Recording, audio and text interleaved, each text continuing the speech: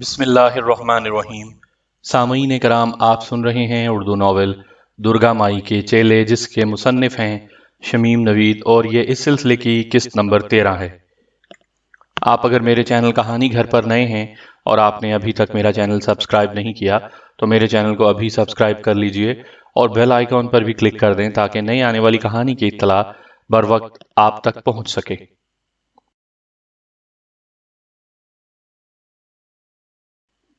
اس پر میں نے کہا، تمہاری سمجھ میں سب کچھ آ جائے گا اور ڈسوزا بھی سب کچھ سمجھ جائے گا۔ ادھر میری آنکھوں میں دیکھو۔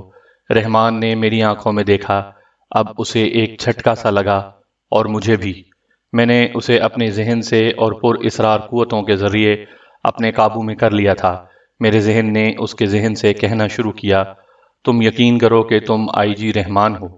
تمہیں اب سے کچھ دن پہلے کی وہ شام یاد آ رہی ہے جب تم نے ڈسوزا کے ساتھ پولیس کی بھاری تعداد میں مشہور ڈاکو رنجیت سنگھ کے ٹھکانے گول وادی پر حملہ کیا تھا۔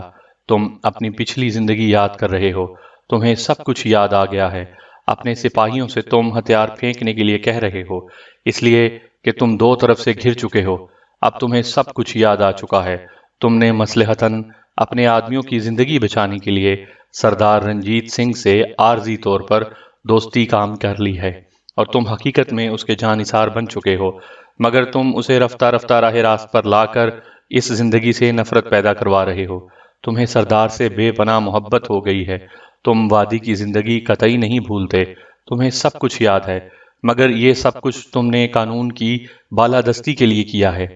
تم اب بھی سردار کو بے پناہ چاہتے ہو، مگر اپنے فرض اور قانون کے ہاتھوں مجبور ہو کر تم سردار کو اسی کے کہنے پر قانون کے حوالے کر دو گے۔ میں نے اس کے ذہن کو قطعی آئینہ کر دیا، اور اب جو اس کی آنکھوں سے آنکھیں جدا کیں تو وہ اور ہی شخص تھا۔ اس کے چہرے پر عجیب سی الجھن تھی۔ وہ اچانک بولا، سردار، میں آئی جی رحمان آپ سے بے پناہ محبت کرتا ہوں۔ ایک طرف آپ کی محبت ہے اور دوسری طرف فرض مجھے آواز دے رہا ہے۔ میں کیا کروں؟ میں فیصلہ نہیں کر پا رہا۔ ڈسوزا اسے حیرت سے دیکھ رہا تھا، اور باقی لوگ بھی۔ میں نے اس سے کہا، رحمان، ہمیشہ سے دنیا کا یہ دستور رہا ہے، اور ہمیشہ بڑے لوگوں نے قانون اور فرض پر محبت کو قربان کیا ہے۔ تم بھی ایک بڑے آدمی ہو، تمہیں بھی یہی کرنا چاہیے، اور تم یہی کرو گے۔ یہ کہنے کے بعد میں اب ڈسوزا سے مخاطب ہوا، اب تم آ جاؤ ڈسوزا، تمہاری بھی حیرت دور کر دوں۔ اب ڈسوزا کا ذہن میرے قابو میں تھا۔ یہ ذہن بہت خطرناک تھا، اس لیے میں پوری توجہ اس پر دے رہا تھا، اور آہستہ آہستہ اسے سب کچھ یاد دلا رہا تھا۔ میں نے بہت مشکل سے اس کے ذہن سے انتقامی جذبے کو نکالا، اور اپنے ذہن سے اس کے ذہن کو حکم دیا، ڈسوزا، اب تم پوری طرح اپنی پچھلی زندگی میں واپس جا چکے ہو، مگر جس نے تمہارے باپ کو قتل کیا تھا وہ سردار میں نہیں تھا، بلکہ میرا دادا تھا، جو مر چکا ہے۔ اس لیے تمہیں اپنے باپ کا انتقام اپنے ذہن سے قطعی نکال دینا چاہیے، اور اس لیے بھی کہ تم موجودہ سردار رنجیت سنگھ سے اپنی ماں باپ سے زیادہ محبت کرتے ہو۔ اس طرح آخرکار وہ شخص بھی راہ راست پر آ گیا جس نے اپنی جوانی میں اپنے باپ کی موت کی خبر پا کر عہد کیا تھا کہ ڈاکو رنجیت سنگھ سے اپنے باپ کا انتقام لے گا، اور لندن سے جس نے ہندوستان کا سفر اسی لیے کیا تھا اور پولیس میں نوکری بھی اسی غرض سے کی تھی، اب وہ سر جھکائے رو رہا تھا اور کہہ رہا تھا، میں اپنے فادر کی روح سے شرمندہ ہوں۔ میں ان کا انتقام نہیں لے سکا، مگر یہ اب میرے بس ہی میں کب ہے۔ وہ شخص مر چکا جس نے میرے فادر کو مارا تھا۔ سردار، ہم آپ کو چاہتا ہے، اب ہم خود اپنے ہاتھوں سے آپ کو قانون کے حوالے کرے گا۔ ہمارا تو سب کچھ آپ تھا، ہمارا باپ مرا، پھر ماں مرا، ہمارا اس دنیا میں کوئی نہیں تھا۔ آپ تھا، مگر آپ بھی ہمارا ساتھ چھوڑ گیا سردار۔ ڈسوزا یہ کہہ کر مجھ سے لپٹ کر رونے لگا، اور باقی لوگ حیرت اور رحم کے ملے جلے جذبے کے ساتھ اسے سمجھانے لگے۔ میں نے بقیہ تمام لوگوں کو ان دونوں کے حالات سے آگاہ کیا اور کہا کہ یہ لوگ میری محبت میں دانستہ اپنی پچھلی زندگی ترک کر کے میرے ساتھ آ گئے تھے، مگر اب جب کہ میں انہیں پھر اس زندگی میں واپس کرنا چاہتا ہوں تو یہ رو رہے ہیں، مگر ایسا ضرور ہوگا، ضرور۔ میں اس زندگی سے بیزار ہو چکا ہوں، اور نہیں چاہتا کہ میرے جان نثار ساتھی وہ زندگی بسر کریں جو قابل نفرت ہے۔ وہ سب میری تجویز سے اتفاق کرنے پر مجبور تھے، اس لیے کہ وہ عہد کر چکے تھے۔ وہ سر جھکائے غم زدہ بیٹھے تھے۔ جیسے انہوں نے ابھی ابھی اپنے کسی عزیز کے انتقام کی خبر سنی ہو۔ آخرکار میں نے خاموشی کو توڑا، ابھی یہ تجویز تم لوگوں تک ہی محدود رہنی چاہیے، اس لیے کہ بہت کام باقی ہے۔ مجھے یہ بھی سوچنا ہے کہ وادی کے بقیہ لوگوں کو اس تجویز پر عمل کرنے کے لیے کس طرح تیار کیا جائے، کیونکہ ان میں سے اکثر نے تو پوری زندگی ہی اسی ماحول میں گزاری ہے اور کسی قیمت پر اسے ترک کرنے پر تیار نہیں ہوں گے۔ بہت سے اسی ماحول میں پیدا ہوئے اور پروان چڑھے ہیں، اور میں اس بات سے بخوبی واقف ہوں کہ تم لوگوں کی طرح سب بھی مجھے اتنا نہیں چاہتے کہ بغیر کسی دباؤ کے میری بات مان لیں اور اپنی زندگیاں یکسر بدل دیں، مگر میں عہد کر چکا ہوں کہ اب ایسا ہی ہوگا۔ اور پھر بڑے ٹھاکر اور بڑی ٹھکرائن کا بھی مسئلہ ہے، انہیں بھی جوان بیٹی کا داغ لگا ہے، ان کے زخم ابھی مندمل نہیں ہوئے ہیں، ان کی آنکھوں کے آنسو تو خشک بھی نہیں ہوئے کہ بس یہ اطلاع دے دی جائے کہ جسے تم نے اپنی اولاد کی طرح پالا پوسا ہے اور اولاد ہی کی طرح چاہا ہے، وہ اپنے آپ کو پھانسی کے پھندے کے سپرد کر رہا ہے۔ ابھی بہت کچھ سوچنا ہے، خیر یہ سب میں کر لوں گا۔ میرے ذہن میں تمام چیزیں موجود تھیں۔ میں اب گرنام سے مخاطب ہوا، گرنام تم بتاؤ کہ وہ راجکماری شانتی کیا کہتی ہے، کیا وہ تمہارے ساتھ شادی پر تیار ہے؟ گرنام سنگھ نے ایک ٹھنڈی سانس لیتے ہوئے کہا، اسے چھوڑیے، خدارا مجھے اب اس دنیا میں یا دنیا کی کسی دوسری چیز میں کوئی دلچسپی نہیں۔ میرے لیے ہر وقت سب سے اہم مسئلہ خود میرا عہد ہے، جس پر میں اب پچھتا رہا ہوں۔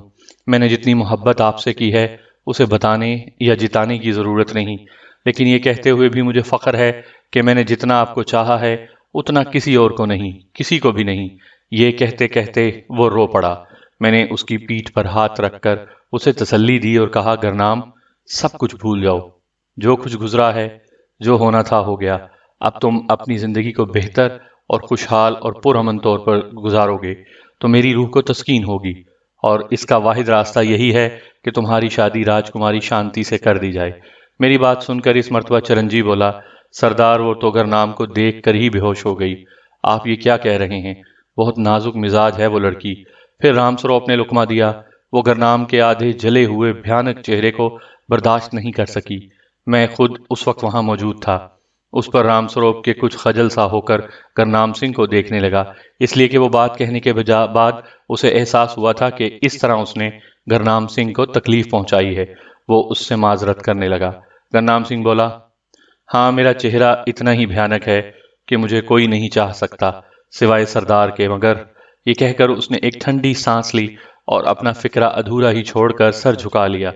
مجھے اس کے دکھ کا اندازہ تھا، اس لیے کہ اب تو اس سے محبت کرنے والی ایک واحد ہستی یعنی اس کی ماں بھی اس دنیا سے رخصت ہو چکی تھی، اور چاہنے والی بہن لاجو تو پہلے ہی مجھ پر قربان ہو چکی تھی۔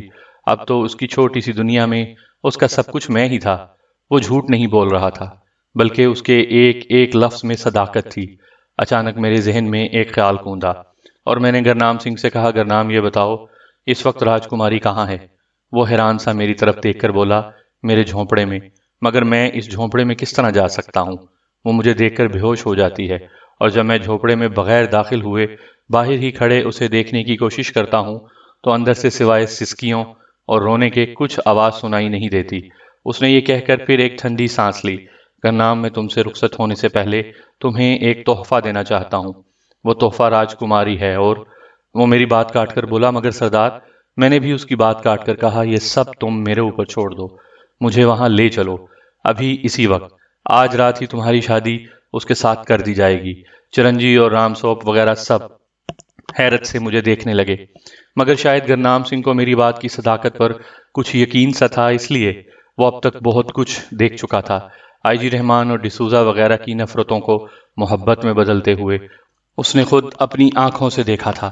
وہ میرے ساتھ اٹھا، چرنجی اور رام سروپ اپنے جھونپڑوں کو روانہ ہو گئے۔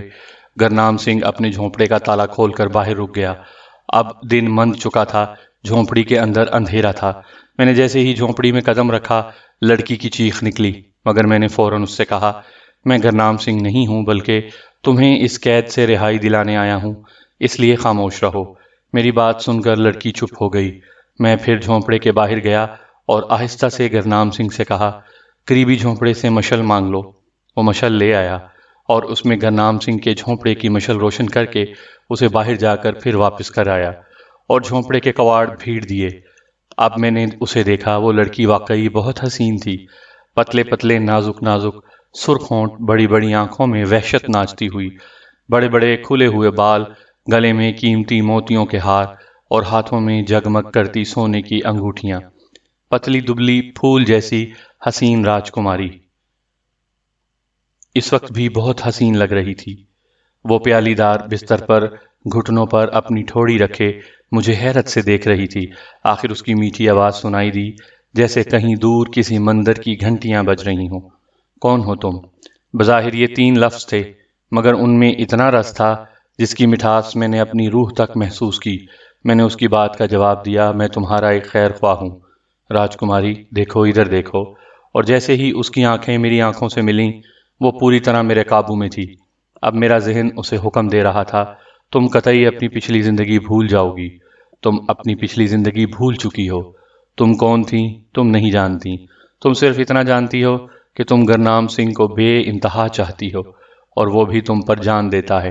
تم اس کے بغیر زندہ نہیں رہ سکتی۔ تمہیں اس کے چہرے سے بھی پیار ہے، تم اس کی صورت دیکھ کر قطعی نہیں ڈرتی، بلکہ تمہیں اس پر پیار آتا ہے۔ تمہارا سب کچھ گرنام سنگھ ہے، تم اسی کے لیے پیدا ہوئی ہو۔ تم کو اس سے عشق ہے، تم اس کے لیے اپنی جان تک دے سکتی ہو، اور تم ہوش میں آنے کے بعد یہ سب کچھ بھول جاؤ گی۔ میں تمہارا سردار رنجیت سنگھ ہوں، جس کو تم اسی طرح چاہتی ہو جس طرح تمہارا گرنام اسے چاہتا ہے۔ تمہارا سردار تمہارے بڑے بھائی کی جگہ ہے۔ اور یہ کہہ کر میں نے اس کی آنکھوں سے اپنی آنکھیں جدا کر لیں۔ اسے ایک جھٹکا سا لگا، اور پھر تھوڑی دیر بعد وہ ہوش میں آ گئی۔ مجھے دیکھتے ہی وہ بولی، سردار، گرنام سنگھ کہاں گیا ہے؟ صبح سے اس کا پتہ نہیں۔ میں نے کہا، وہ باہر ہی ہے، ابھی بھیجتا ہوں۔ یہ کہہ کر باہر ہی نکلا تھا کہ گرنام سنگھ مجھ سے لپٹ گیا اور بائے اختیار میری پیشانی کا بوسہ لے لیا۔ میں نے کہا، جاؤ گرنام، راجکماری تمہارا انتظار کر رہی ہے۔ میری طرف سے یہ تحفہ قبول کرو۔ آج ہی رات تم دونوں کی شادی کر دی جائے گی۔ نیک کام میں دیر کیا؟ کیا تم اس پر راضی ہو؟ وہ کیا کہتا، اس کی خوشی چھلکی پڑی تھی۔ بہتر ہے سردار، جو آپ کا حکم، کہہ کر جھونپڑے میں چلا گیا۔ اور جاتے جاتے میں نے دیکھا کہ راجکماری اس کی آغوش میں سمٹ آئی، اور وہ اس پر جھکا ہوا ہے، میرے سینے سے جیسے ایک بوجھ ہلکا ہو گیا۔ اب میں یہ خوشخبری بڑے ٹھاکر کو سنانا چاہتا تھا، اس لیے خود بخود میرے قدم جھونپڑے کی طرف اٹھ گئے۔ میں بڑے جھونپڑے پہنچا تو دیکھا وہ سنسان پڑا تھا۔ میرا ماتھا ٹھنکا۔ مجھے دیکھ کر ایک نوجوان جو میرا پڑوسی ہی تھا آگے بڑھا۔ سردار، بڑے ٹھاکر نے جھونپڑا بدل لیا ہے، اب وہ اس سے تیسری گلی میں چلے گئے ہیں۔ وہاں ایک جھونپڑا خالی پڑا تھا، اس لیے کہ اس میں گنیشی رہتا تھا، جو تنہا تھا، مگر آخری ڈاکے میں وہ مارا گیا۔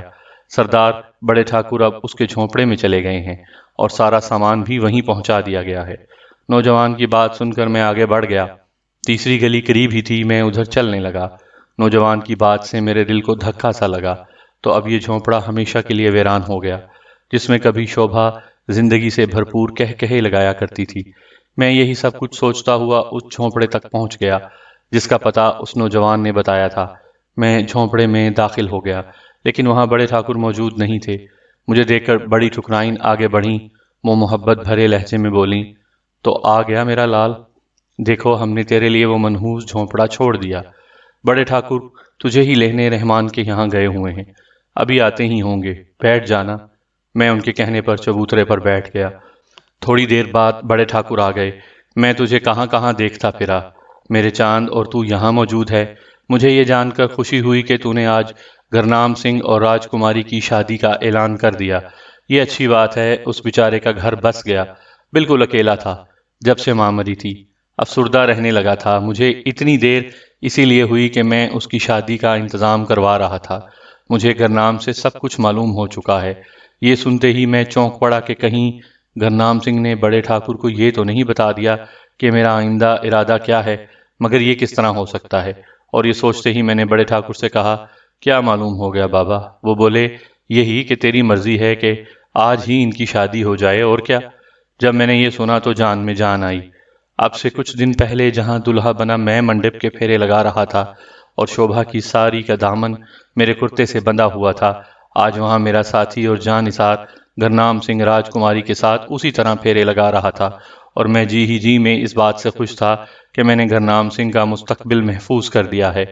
اب کوئی راجہ شمشیر سنگھ کسی ڈاکے کے دوران کسی شوبھا کو نشانہ نہیں بنا پائے گا۔ شادی کی رسمیں خوش اسلوبی کے ساتھ طے پا گئیں۔ لڑکی کی طرف سے میں اور لڑکے کی طرف سے بڑے ٹھاکر کے تمام فرائض ادا کر رہے تھے۔ جب یہ سارا ہنگامہ ختم ہوا، میں بڑے ٹھاکر کے ساتھ بڑے میدان میں اپنے نئے جھونپڑے کی طرف روانہ ہو گیا، جس میں رہنا شاید مجھے ایک آدھ دن ہی نصیب ہونا تھا۔ دوسرے دن صبح اٹھتے ہی میں نے سب سے پہلا کام یہ کیا کہ بڑے ٹھاکر کے ذہن کو قابو میں کر کے اس میں قتل و غارت گری کی زندگی کے خلاف نفرت بھر دی۔ بہت حد تک میں نے شوبھا کا غم بھی ان کے ذہن سے نکال دیا، مگر کاش کوئی میرے ذہن سے یہ بوجھ ہلکا کر سکتا۔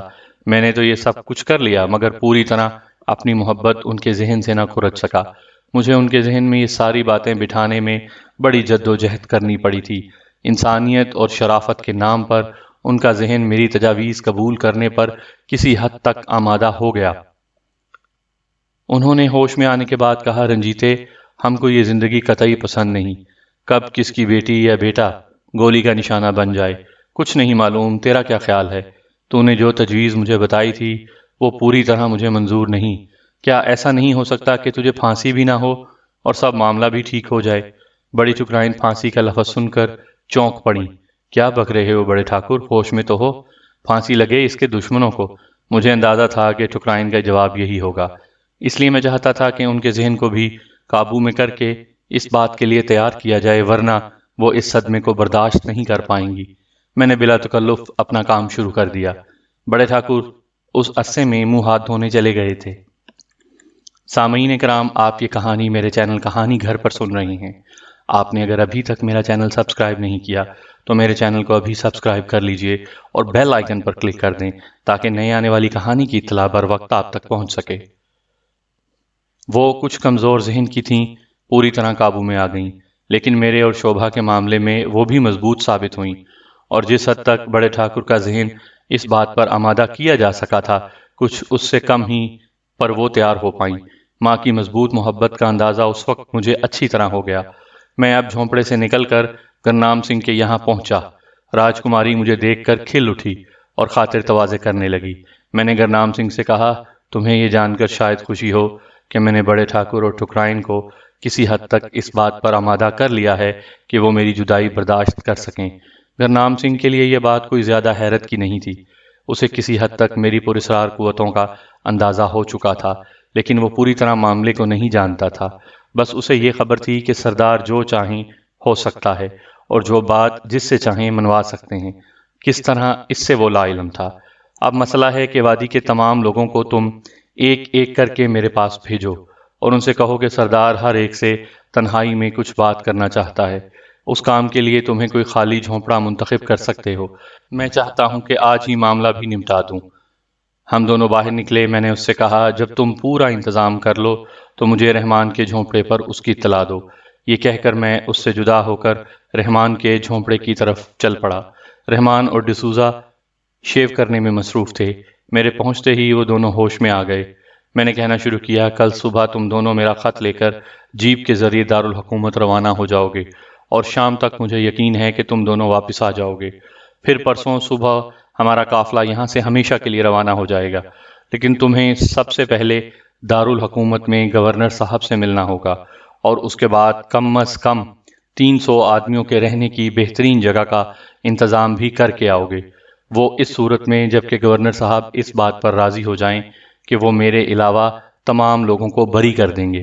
ساتھ ہی ساتھ میں تم دونوں کو ایک ذمہ داری اور سونپتا ہوں، وہ یہ کہ تم گورنر سے یہ اجازت بھی حاصل کرو گے کہ ان تمام سپاہیوں کو دوبارہ ڈیوٹی پر لیا جائے، ان کی پوری تنخواہیں جو باقی ہیں دی جائیں تاکہ یہ اپنی پچھلی کسر پوری کر سکیں اور اپنے بیوی بچوں میں خوشحال زندگی بسر کر سکیں۔ مزید یہ کہ میرے ساتھیوں کو جو بہترین نشانہ باز اور بہادر ہیں پولیس اور فوج میں نوکریاں دی جائیں تاکہ وہ ایک باعزت زندگی گزار سکیں اور اپنے بیوی بچوں کا پیٹ باعزت روزی کما کر پال سکیں۔ میری اسبایات سے ڈسوزا اور رحمان دونوں نے پورا اتفاق کیا۔ پھر ڈسوزا پر یقین لہجے میں بولا، سردار، ہم آپ کو یقین دلاتا ہے کہ گورنر صاحب سے ہم اپنی بات منوا لے گا۔ وہ ہمارے وطن کا ہے، ہماری بات نہیں ٹالے گا۔ ہم یہ بھی کوشش کرے گا کہ وہ آپ کو چھوڑ دے۔ میں نے ڈسوزا کی بات سن کر کہا، نہیں ڈسوزا، اس کی کوئی ضرورت نہیں کہ وہ مجھے چھوڑ دیں۔ میں قانون اور انصاف کا مذاق اڑانا نہیں چاہتا۔ اگر یہی ہوتا تو میں یہ زندگی ہی کیوں ترک کرتا؟ تم مجھے یقین دلاؤ کہ تم گورنر سے میرے متعلق قطعی سفارش نہیں کرو گے۔ میری بات سن کر ڈسوزا غمگین لہجے میں بولا، سردار تم تو ٹھیک کہتا ہے۔ پھر اس نے اپنے سینے پر ہاتھ رکھ کر کہا، پر ہم اس دل کو کیا کرے؟ یہ کہتے کہتے اس کا گلا رند گیا۔ رحمان بھی اس کی بات سن کر آپ دیدہ ہو گیا اور بولا، سردار اور کچھ چاہے ہو نہ ہو، میں آپ سے یہ وعدہ کرتا ہوں کہ آپ کے تمام ساتھیوں کو گورنر صاحب سے معافی دلا دوں گا اور ان کی نوکریاں بھی طے کرا دوں گا۔ ہم لوگ ابھی یہی باتیں کر رہے تھے کہ گرنام سنگھ آ گیا۔ وہ یہ خبر لے کر آیا تھا کہ اس نے تمام وادی والوں کو میرا حکم پہنچا دیا ہے اور اب وہ میرے منتظر ہیں۔ یہیں دوسری گلی میں اس نے عارضی طور پر ایک نیا جھونپڑا خالی کروا لیا تھا۔ میں اس کے ساتھ اس نئے جھونپڑے تک آیا، دیکھا کہ پوری چوڑی گلی وادی والوں سے بھری ہوئی ہے۔ اب میں اپنا کام شروع کرنے والا تھا۔ ایک ایک کر کے لوگ آتے رہے اور میں ان کے ذہنوں کو تبدیل کرتا رہا۔ سامنے کے دروازے سے لوگ داخل ہوتے اور پچھلے دروازے سے میرے حکم پر اپنے گھروں کو روانہ ہو جاتے، جہاں انہیں اپنا سامان وغیرہ باندھ کر چلنے کی تیاری کرنی تھی تاکہ کل وہ بقیہ دوسرے کام کر سکیں۔ مثلاً قید خانہ خالی کرنا تھا، اسلحہ اور تجوریاں باہر نکالنی تھیں جن میں کروڑوں روپیہ سونا اور ہیرے جواہرات بھرے پڑے تھے۔ مجھے یہ کام کرتے کرتے شام ہو گئی اور میں بے حد تھک گیا۔ تمام سپاہیوں کو اب پچھلی زندگی یاد آ چکی تھی، لیکن میں نے ان کے ذہن سے اس زندگی کے نقوش نہیں مٹائے تھے اور انہیں سب کچھ یاد تھا۔ ہاں، اس میں صرف اتنا اضافہ تھا کہ انہوں نے سب کچھ آئی جی اور ڈی آئی جی کی منشا کے مطابق کیا، اور انہیں یہ علم تھا کہ ہم یہاں عارضی طور پر ہیں، اور انہیں یہاں سے نکل کر یہ ظاہر کرنا تھا کہ وہ مجبور تھے اور ان پر سخت پابندی تھی، اور انہیں وادی سے باہر نکلنے کا راستہ بھی معلوم نہیں تھا۔ جب بھی کبھی انہیں وادی سے نکالا گیا، آنکھوں پر پٹی باندھ دی گئی۔ یہ تمام باتیں ان کے ذہن نشین کر دی گئی تھیں تاکہ باہر نکلنے کے بعد خود ان پر یہ الزام نہ لگے کہ انہوں نے بجائے قانون کی مدد کرنے کے قانون شکنی کی، اور یہ بھی کہ جن دو ایک ڈاکوؤں میں وہ شریک ہوئے ان میں ان کی تعداد اتنی کم ہوتی تھی کہ اصل ڈاکو ان پر بھاری رہتے تھے اور ہر طرح انہیں اپنی نگہداشت میں رکھتے تھے۔ اس کے علاوہ آئی جی رحمان اور ڈی آئی جی ڈسوزا کا بھی ان کے لیے یہی حکم تھا کہ وہ بے چونے چرا جو کچھ گزر رہا ہے دیکھتے رہیں اور اس میں قطعی مداخلت نہ کریں۔ ان کے ذہن میں یہ بھی میں نے بٹھا دیا کہ انہوں نے کئی دفعہ فرار ہونے کی کوشش بھی کی، مگر انہیں راستہ نہیں ملا۔ وہ اگر بقیہ ڈاکوں سے لڑ بھڑ کر انہیں مار بھی دیتے تو اس قید خانے سے کس طرح نکلتے، اور شاید یہی راز جاننے کے لیے آئی جی رحمان اور ڈی آئی جی ڈسوزا نے سردار رنجیت سنگھ سے دوستی کی تھی تاکہ وہ ہمیں راستے کا علم ہو جانے کے بعد یہاں سے نکال لے جائیں، اور یہی ہم سے انہوں نے کہا بھی تھا کہ اس وقت تک ہم کچھ نہیں کر سکتے جب تک خفیہ راستے کا علم نہ ہو جائے کہ وہ کدھر سے ہے، اس لیے کہ چاروں طرف بے انتہا اونچی اور سپاٹ پہاڑیاں تھیں۔ ہم بھاگتے بھی تو بھاگ کر کہاں جاتے؟ اس کام سے فارغ ہونے کے بعد میں اتنا تھک چکا تھا کہ بمشکل اپنے نئے جھونپڑے تک پہنچ سکا۔ میری آنکھیں نیند سے بوجھل ہو رہی تھیں اور سر بری طرح دکھ رہا تھا، جیسے میں برسوں سے نہیں سویا۔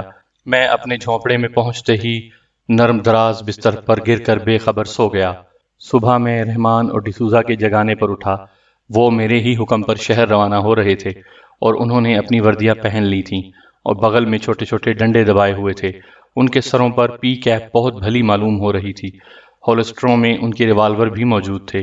وہ بہت دن بعد اس وردی میں نظر آئے تھے۔ انہوں نے آتے ہی وہ خط مجھے دکھایا جس کی اپنی تحریر میں نقل کر کے انہیں دینی تھی۔ میں نے وہ خط اپنی طرز تحریر میں جوں توں نقل کر دیا۔ یہ خط گورنر کے نام تھا۔ مضمون وہی تھا جو میں نے انہیں بتایا تھا۔ جھونپڑے کے باہر آ کر سامنے کھڑی جیپ کو دیکھنے لگا جس میں بیٹھ کر وہ روانہ ہونے والے تھے۔ ان کے انکار پر بھی ان کے ساتھ میں جیپ میں بیٹھ گیا اور جیپ میں راستے سے ہوتی ہوئی اس گول وادی سے باہر نکل آئی اور پیچھے راستہ خود بخود بند ہو گیا۔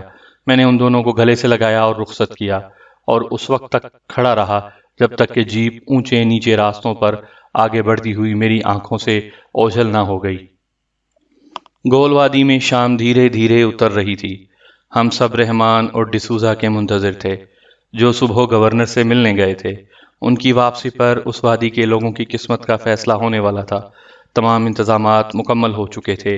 قید خانہ خالی ہو چکا تھا۔ تمام اسلحہ بڑے میدان میں ڈھیر تھا۔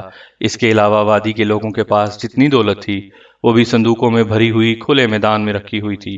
بڑے ٹھاکر اس تمام سامان کے پاس بنے ہوئے چبوترے پر بڑی شان سے بیٹھے تھے اور وادی کے لوگ صف بصف میدان میں کھڑے ہوئے تھے، رحمان اور ڈسوزا کا انتظار کر رہے تھے۔ رحمان کے ساتھی پولیس والے اپنی اپنی وردیوں میں ملبوس تھے، انہیں پچھلی زندگی پوری طرح یاد آ چکی تھی اور اب وہ اپنے بیوی بچوں اور گھر والوں سے ملنے کے لیے بےتاب تھے۔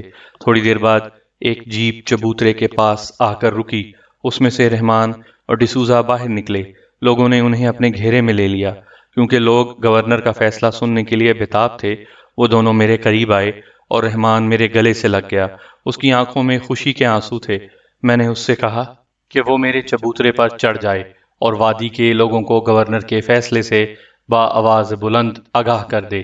رحمان نے بتایا کہ گورنر صاحب نے وہ تمام شرائط منظور کر لی ہیں جو تمہارے سردار یعنی میں نے گورنر کے نام اپنے خط میں تحریر کی تھی، لیکن اس کی صرف ایک ہی شرط ہے، اور وہ یہ کہ تمہارا سردار اپنے آپ کو غیر مشروط طور پر حکومت کے حوالے کر دے، اور تمہارا سردار یہ شرط پوری کرنے کے لیے بخوشی تیار ہے۔ یہ سن کر لوگوں کی اس خوشی پر اوس پڑ گئی جو انہیں اپنے معاف کیے جانے پر ہوئی تھی۔ لوگوں نے اس بات پر شور مچانا شروع کر دیا تو میں نے رحمان کو چپ ہونے کا اشارہ کیا اور پھر خود چبوترے پر کھڑا ہو گیا۔